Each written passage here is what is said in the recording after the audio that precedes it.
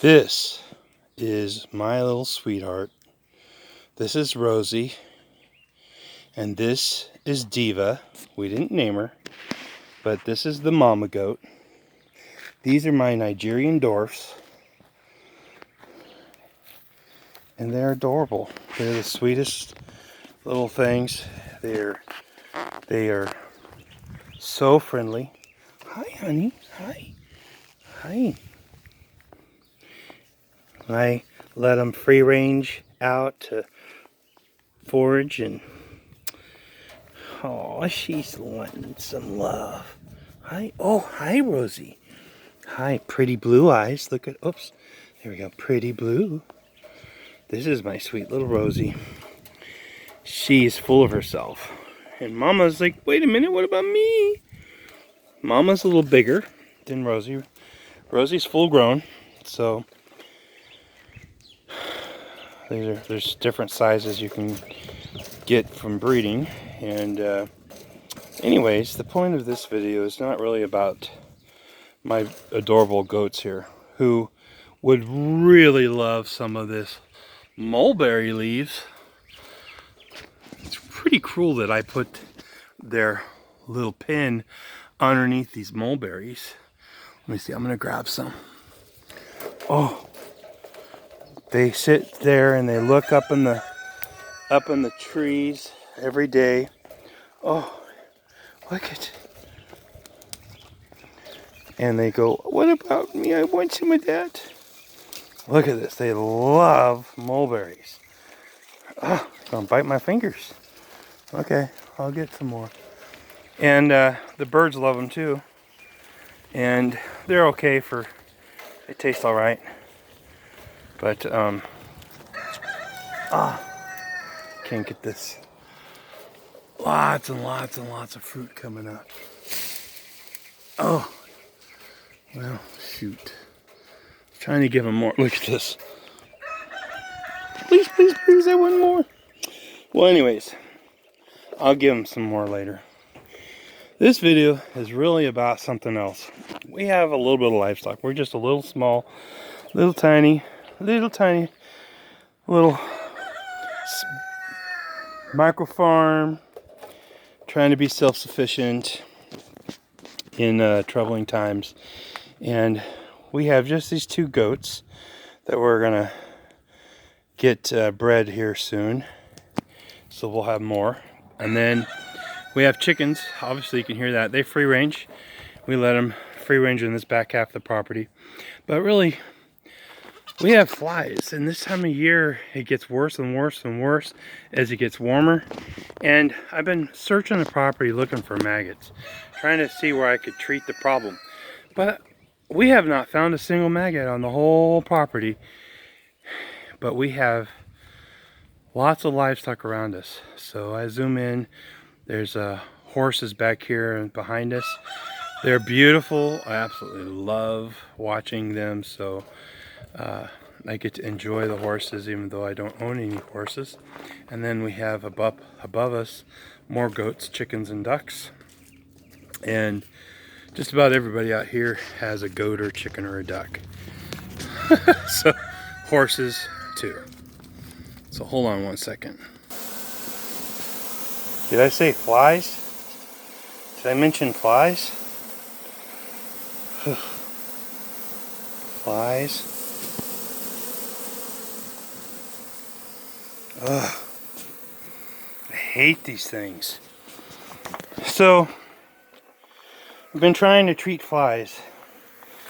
Not treat them, trying to get rid of them.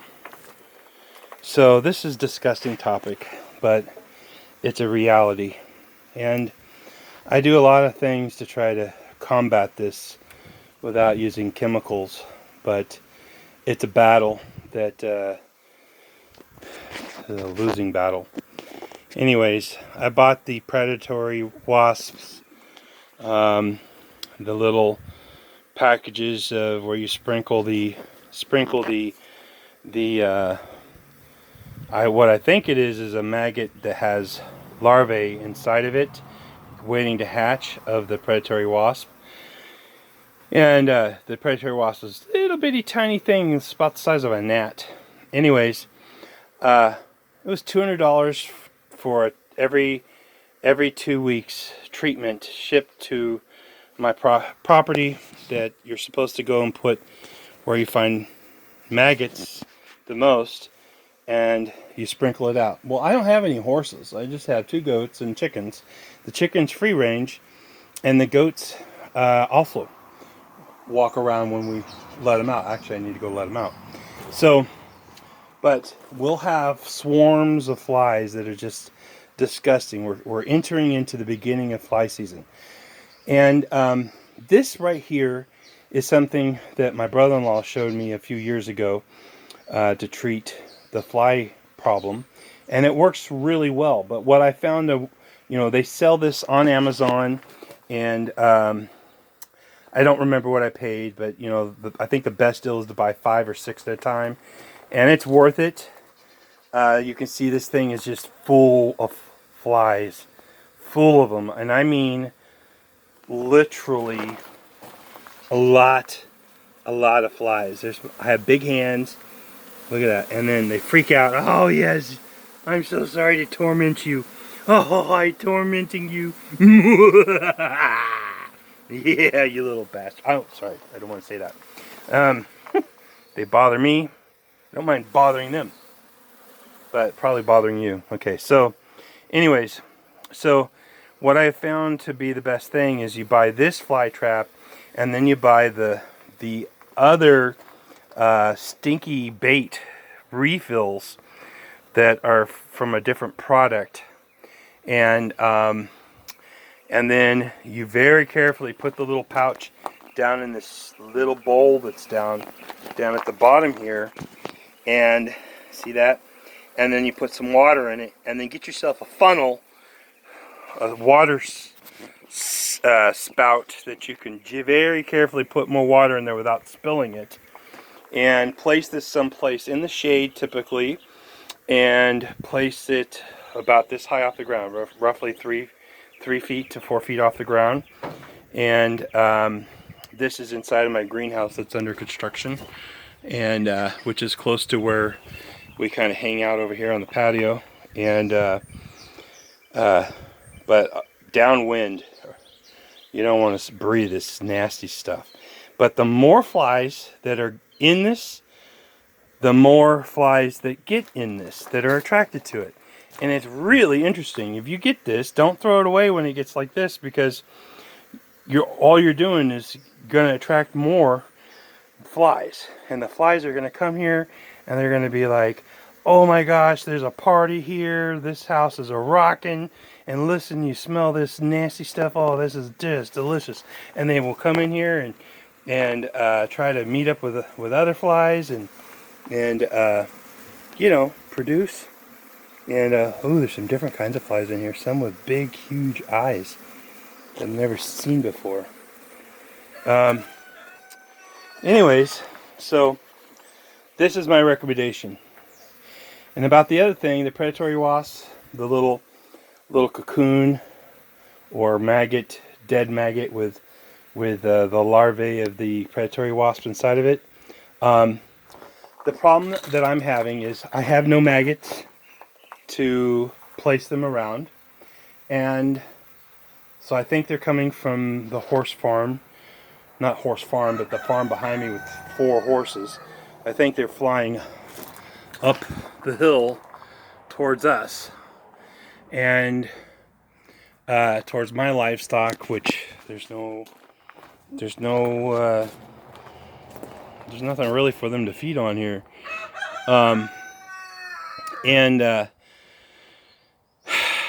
The chickens, just as fast as I put the stuff out, the chickens gobble it up. And gosh, it's a waste of money for me, because they're just eating it right up as fast as I get it put down. And then if I try to distract them on a different part of the property and then put them out, they just find them, and the rooster goes over and goes, and all the hens come running, because he's calling them and saying, hey, there's good food over here. I'm a good boyfriend, husband, whatever, provider. And, hey ladies, come over here. And then they go over and they eat them all up. I spent $200 for the chickens to eat maggots. That's not good. And so I don't know. I think maybe the best thing to do, which is what I've done all along, is turn the light on at night and get the flies attracted to the light at night, and then have my shop vac all ready, and then go there and suck them up with the shop vac. And another thing I've done was use a torch, because sometimes they flies off fast from the movement, and so the torch pretty much knocks them down and kills them right away. But don't want to burn the house down. The shop vac is the best, and noisy, but